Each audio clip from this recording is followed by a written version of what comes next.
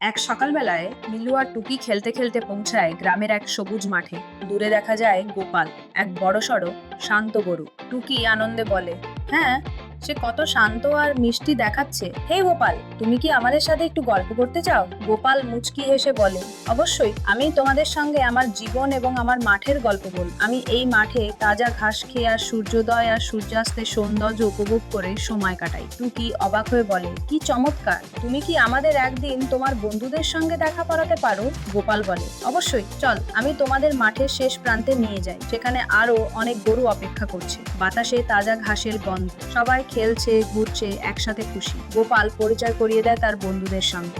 ফিরে এসে গোপাল শান্ত গলায় বলে, বন্ধুত্বের মাধ্যমে আমরা একসাথে সব সময় আনন্দ পাই। মিলু আর টুকি খুশি হয়ে বলে, আমাদের সবার জন্য আজকের দিনটি স্মরণীয় হয়ে রইল। প্রকৃতির বন্ধুদের সঙ্গে কাটানো মুহূর্ত আমাদের জীবনে আনে প্রকৃত আনন্দ।